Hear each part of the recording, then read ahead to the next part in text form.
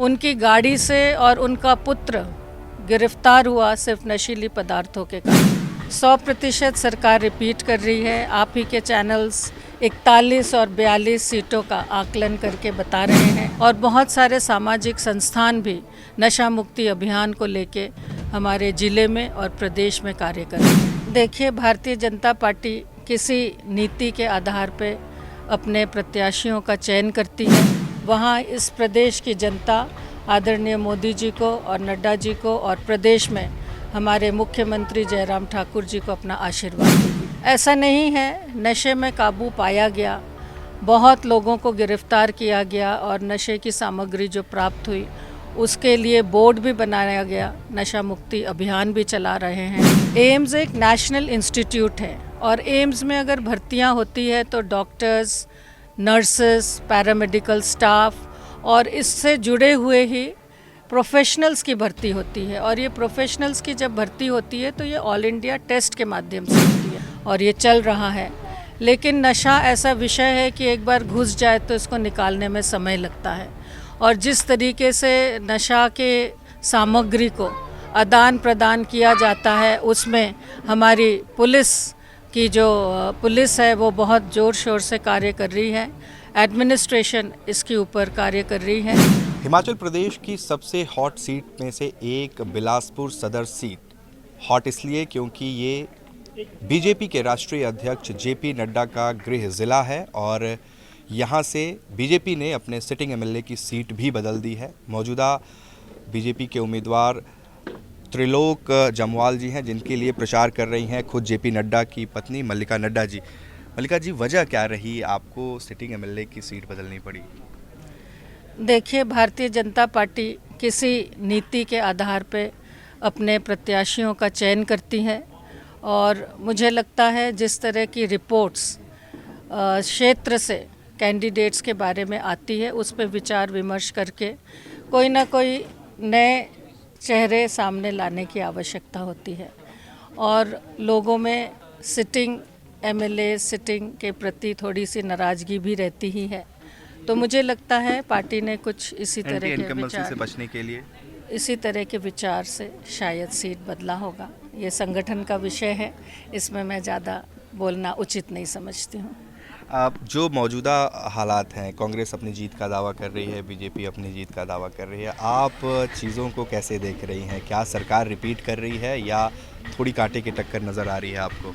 100% सरकार रिपीट कर रही है। आप ही के चैनल्स 41 और 42 सीटों का आकलन करके बता रहे हैं और हमें पूरा विश्वास है कि जहां हमारे आदरणीय प्रधानमंत्री जी का आशीर्वाद हमारे प्रदेश के साथ है, नड्डा जी इस प्रदेश से जुड़े हुए हैं, वहाँ इस प्रदेश की जनता आदरणीय मोदी जी को और नड्डा जी को और प्रदेश में हमारे मुख्यमंत्री जयराम ठाकुर जी को अपना आशीर्वाद देगी।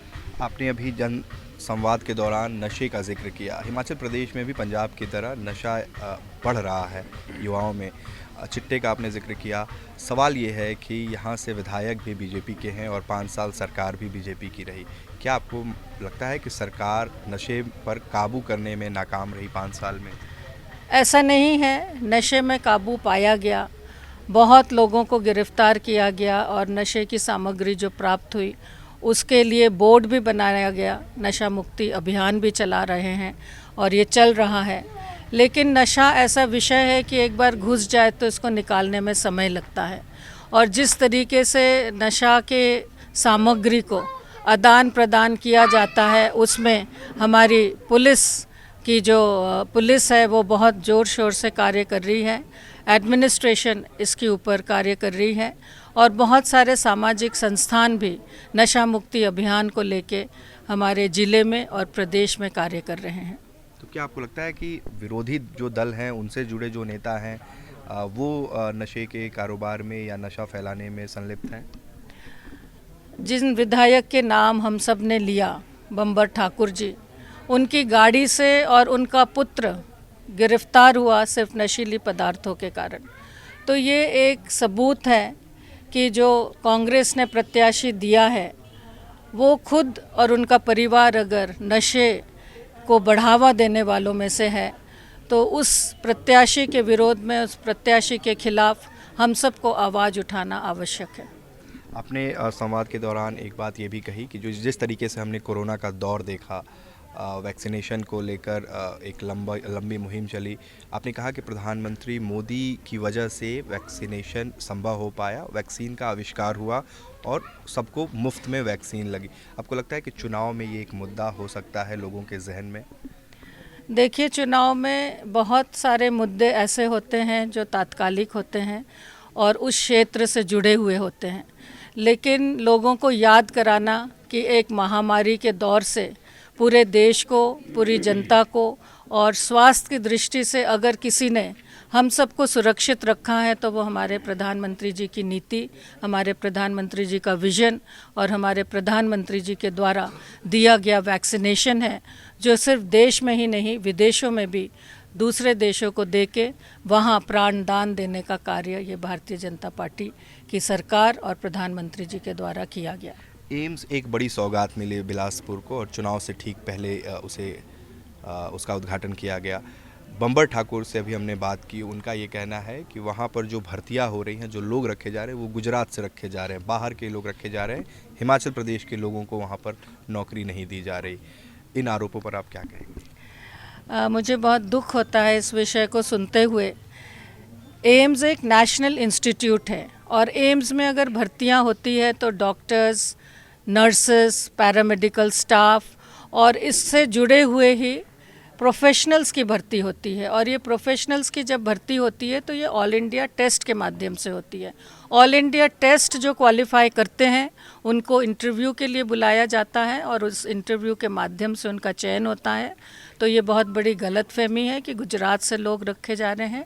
ऑल इंडिया टेस्ट क्वालिफाई करके ऑल इंडिया से लोग all India institute of AIIMS में रखे जा रहे हैं और बिलासपुर के लोग और हिमाचल के लोग और हिमाचल के डॉक्टर्स बहुत बड़ी संख्या में एम्स में एज प्रोफेसर्स उन्होंने ज्वाइन किया है। और ये इंस्टीट्यूट नेशनल इंस्टीट्यूट है, इसको हम किसी एक ज़िले से, एक प्रदेश से बांधना ये हमारे लिए ठीक नहीं है। जब नेशनली अच्छे लोग इसमें आएंगे तो ये नेशनल इंस्टीट्यूट उस हिसाब से चलेगा। हमारे लोगों को भी इसमें बहुत अवसर मिल रहा है और आगे चल के बहुत अवसर मिलेंगे, क्योंकि अभी जस्ट शुरुआत है।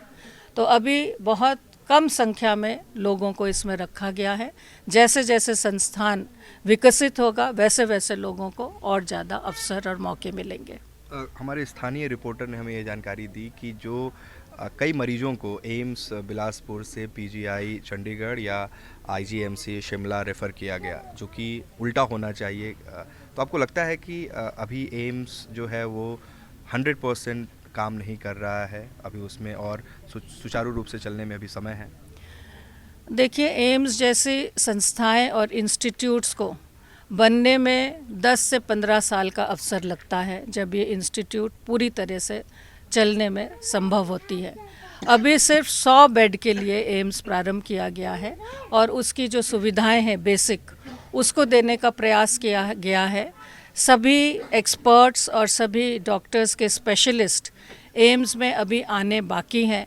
जितने स्पेशलिस्ट और जितने डॉक्टर्स के माध्यम से ये शुरुआत हो सकती थी उसको किया गया है और ऐसा मुझे नहीं लगता कि पीजीआई और आईजीएमसी यहाँ से किसी पेशेंट को रेफ़र किया होगा, क्योंकि ऑपरेशन थिएटर्स, वार्ड्स और डॉक्टर्स यहाँ पर्याप्त हैं कि वो हमारे यहाँ आए हुए मरीजों का इलाज कर सकें।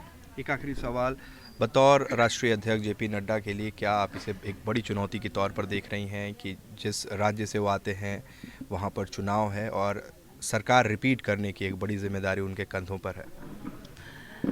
सरकार रिपीट करने का एक इतिहास भारतीय जनता पार्टी बना चुकी है, जहाँ उत्तर प्रदेश, गोवा, उत्तराखंड और नॉर्थ ईस्ट के प्रदेशों में हमने सरकार रिपीट किया है और उसी सिलसिले को आगे बढ़ाते हुए हिमाचल प्रदेश की जनता भी एक बार पुनः भारतीय जनता पार्टी की सरकार बनाएगी और भारतीय जनता पार्टी पे अपना विश्वास दिखाएगी।